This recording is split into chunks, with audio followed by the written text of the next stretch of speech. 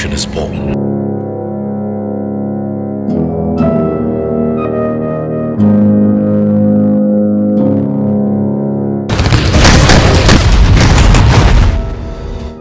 টানা ৯ মাসের যুদ্ধে কোণঠাসা হয়ে পড়ায় ১৯৭১ সালের ১৬ ডিসেম্বর বিকেলে ঢাকায় বাংলাদেশ ও ভারতের যৌথ বাহিনীর কাছে নিজেদের অস্ত্র জমা দেয় পাকিস্তানের তৎকালীন সামরিক বাহিনীর পূর্বাঞ্চলের কমান্ডার লেফটেন্যান্ট জেনারেল আমির আবদুল্লাহ খান নিয়াজি।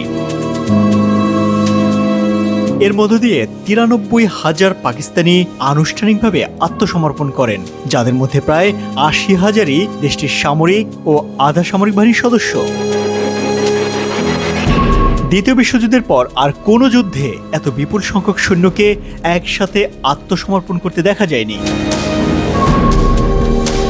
বিপুল সংখ্যক ওই যুদ্ধবন্দীদের শুরুর দিকে ঢাকা সেনানিবাস সহ বাংলাদেশের বিভিন্ন স্থানে আটক রাখা হয়। বন্দী রেখে তাদেরকে বিচারের মুখোমুখি করতে চেয়েছিল বাংলাদেশের তৎকালীন অস্থায়ী সরকার, যদিও বাস্তবে সেটি ঘটতে দেখা যায়নি। আত্মসমর্পণের কিছুদিনের মধ্যেই যুদ্ধবন্দী ওইসব পাকিস্তানিদের স্থল ও আকাশপথে পাঠানো হয় ভারতের বিভিন্ন বন্দী শিবিরে, যেখানে ১.৫ বছরের বেশি সময় আটক থাকার পর ১৯৭৩ সালের শেষের দিকে তাদেরকে নিজ দেশ পাকিস্তানে ফেরত পাঠানোর প্রক্রিয়া শুরু হয়। ১৯৭৪ সালের এপ্রিল মাসে সর্বশেষ যুদ্ধবন্দী হিসেবে লেফটেন্যান্ট জেনারেল নিয়াজিকে পাকিস্তানে ফেরত পাঠানোর মধ্য দিয়ে যুদ্ধবন্দী হস্তান্তর শেষ হয়। প্রশ্ন হলো, বন্দী করার পর কেন তাদেরকে ভারতে নিয়ে যাওয়া হয়েছিল? বিচার না করে পরবর্তীতে পাকিস্তানি বা ফেরত পাঠানোর কারণ কি? ৭১-এ যুদ্ধবন্দী হওয়া ৯৩,০০০ পাকিস্তানিদের মধ্যে সবাই সামরিক বাহিনীর সদস্য ছিলেন না। তাদের মধ্যে বেসামরিক প্রশাসনের কর্মকর্তা, কর্মচারী ও তাদের পরিবারের সদস্যরাও ছিলেন। গবেষকদের তথ্যমতে এই যুদ্ধবন্দীদের প্রায় ৮০,০০০ ছিলেন সামরিক, আধা সামরিক এবং পুলিশ বাহিনীর সদস্য। বাকি ১৩,০০০ ছিলেন বেসামরিক নাগরিক, যাদের মধ্যে স্থানীয় প্রশাসনের কর্মকর্তা, কূটনীতিক এবং তাদের পরিবারের সদস্যরাও ছিলেন।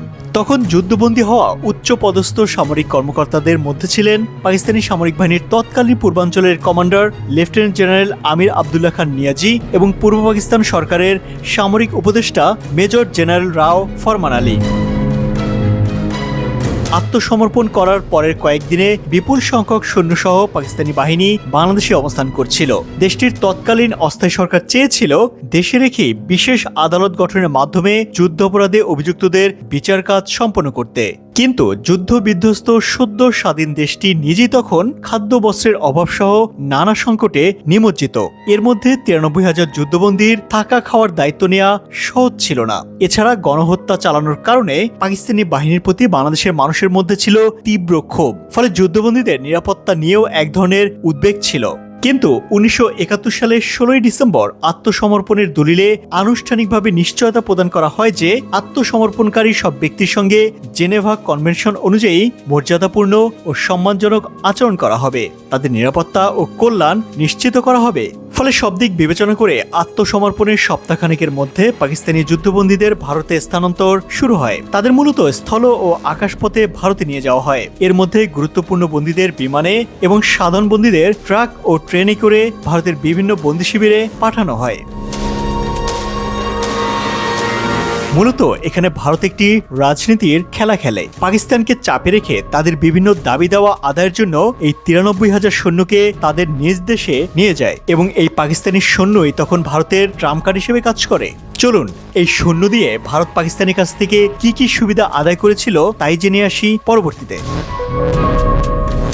আত্মসমর্পণ করা পাকিস্তানি সেনাদের কলকাতা, জব্বলপুর, আগ্রা, রাঁচি, বিহার সহ ভারতের বিভিন্ন বন্দী শিবিরে আটকে রাখা হয়। এর মধ্যে পাকিস্তানের পূর্বাঞ্চলের কমান্ডার লেফটেন্যান্ট জেনারেল আমির আবদুল্লাহ খান নিয়াজি কলকাতা ও জব্বলপুর কারাগারে বন্দী ছিলেন।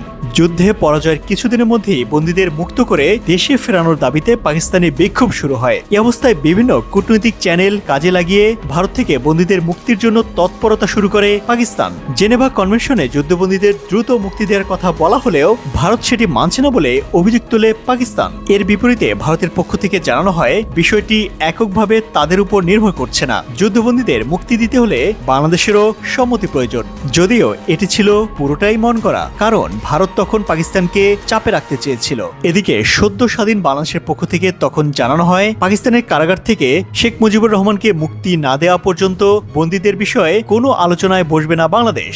এমন পরিস্থিতিতে 1972 সালের 8 জানুয়ারি শেখ মুজিবুর রহমানকে মুক্তি দিতে বাধ্য হয় পাকিস্তান। শেখ মুজিবের মুক্তি ও নিরাপদে স্বদেশ প্রত্যাবর্তনের ক্ষেত্রে পাকিস্তানি যুদ্ধবন্দীরা গুরুত্বপূর্ণ ভূমিকা পালন করেছিল বলে মনে করা হয়। তবে পাকিস্তানের সাবেক কূটনৈতিক স্যামুয়েল মার্টিন বুরুকের মতে, যুদ্ধবন্দীদের ভারত নিজের কাছে রেখে কাশ্মীর সমস্যার সমাধান করতে বেশি আগ্রহী ছিল। সেই পরিপ্রেক্ষিতে 1972 সালে সিমলা চুক্তি স্বাক্ষরিত হয়েছিল বলেও মনে করেন তিনি।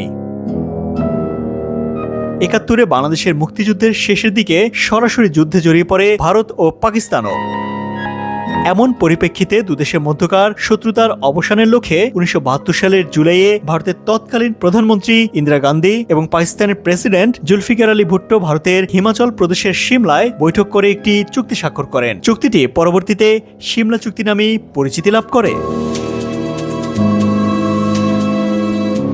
চুক্তি অনুযায়ী ভারত তাদের হেফাজতে থাকা 93,000 পাকিস্তানি যুদ্ধবন্দীকে নিজ দেশে ফেরত পাঠাবে। পাকিস্তান ভারতের সঙ্গে সম্পর্ক স্বাভাবিক করতে অঙ্গীকারাবদ্ধ থাকবে। মূলত এই চুক্তির মাধ্যমে পাকিস্তানি যুদ্ধবন্দীদের নিজ দেশে ফেরত যাওয়ার পথ সুগম হয়। সিমলা চুক্তির প্রেক্ষিতে জেনারেল নিয়াজি সহ যুদ্ধাপরাধে অভিযুক্ত প্রায় 195 জন বাদে অন্য বন্দীদের নিজ দেশে ফেরত পাঠানোর ব্যাপারে সম্মতি প্রদান করে বাংলাদেশও। সেই ধারাবাহিকতায় 1973 সালের আগস্টে বাংলাদেশ, ভারত ও পাকিস্তান তিন দেশের সমঝোতায় দিল্লিতে একটি চুক্তি স্বাক্ষরিত হয়। চুক্তিতে বলা হয় 195 জন বাদে বাকি সব যুদ্ধবন্দীকে ভারত থেকে পাকিস্তানে ফেরত পাঠানো হবে। অন্যদিকে পাকিস্তানে বন্দী থাকা ও আটকে পড়া বাংলাদেশিরাও নিজ দেশে ফেরত আসবে। একইভাবে বাংলাদেশে আটকে পড়া উর্দুভাষী বিহারি জনগোষ্ঠীকেও পাকিস্তানে প্রত্যাবাসনের ব্যবস্থা করা হবে। কিন্তু চুক্তি অনুযায়ী পাকিস্তান থেকে ভারত তাদের দাবি আদায় করে নিলেও বাংলাদেশের পক্ষে থাকা কোনো শর্তই পালন করেনি পাকিস্তান। বাংলাদেশের কোনো সুবিধা আদায় না হলেও এই চুক্তির মাধ্যমে পাকিস্তানি 93,000 বন্দীর প্রায় সবাই নিজ দেশে ফেরত যাওয়ার সুযোগ পায়। 1973 সালের সেপ্টেম্বর থেকে শুরু হয় যুদ্ধবন্দীদের হস্তান্তর প্রক্রিয়া। পরে জেনারেল নিয়াজি সহ যুদ্ধাপরাধে অভিযুক্ত 195 জনকেও ফেরত পাঠানোর জন্য চাপ সৃষ্টি করতে থাকে পাকিস্তান। পরবর্তীতে শুধুমাত্র বাংলাদেশকে স্বীকৃতি দেওয়ার প্রেক্ষিতে তাদেরকেও ফেরত পাঠাতে সম্মত হয় শেখ মুজিবুর রহমানের সরকার। বাংলাদেশে ভয়াবহ গণহত্যার জন্য দায়ী এই 195 জনকেও কোনো শর্ত ছাড়াই পাকিস্তানে ফেরত পাঠায় শেখ মুজিবুর রহমান। অনেকেই মনে করে এর মধ্য দিয়ে শুধুমাত্র লাভবান হয়েছে ভারত আর বাংলাদেশের আওয়ামী লীগ সরকার। এরপর 1974 সালের এপ্রিল মাসে সর্বশেষ যুদ্ধবন্দী হিসেবে জেনারেল নিয়াজিকে ওয়াঘা সীমান্ত দিয়ে পাকিস্তানি সেনাবাহিনীর কাছে হস্তান্তর করে ভারত। আর এর মধ্য দিয়ে বাংলাদেশের যুদ্ধাপরাধে অভিযুক্ত পাকিস্তানি বাহিনীকে কোনো বিচার না করেই নিজ দেশে ফেরত পাঠায় ভারত। মাঝখান দিয়ে চাপ দিয়ে পাকিস্তানের সাথে দুটি চুক্তি করে নেয় ভারত। বাংলাদেশের 30 লক্ষ মানুষকে হত্যা আর 2 লক্ষ মা বোনের ইজ্জত হানির কোনোই বিচার হয়নি। বন্ধুরা, আপনি কি মনে করেন এজন্য কে দায়ী? বাংলাদেশের তৎকালীন আওয়ামী লীগ সরকার নাকি ভারত? অবশ্যই আপনার মতামত জানিয়ে যাবেন। আজ এ পর্যন্তই। ভিডিওটি ভালো লাগলে অবশ্যই লাইক, কমেন্ট আর সাবস্ক্রাইব করতে একদমই কার্পণ্য করবেন না। ভালো থাকুন সব সময়।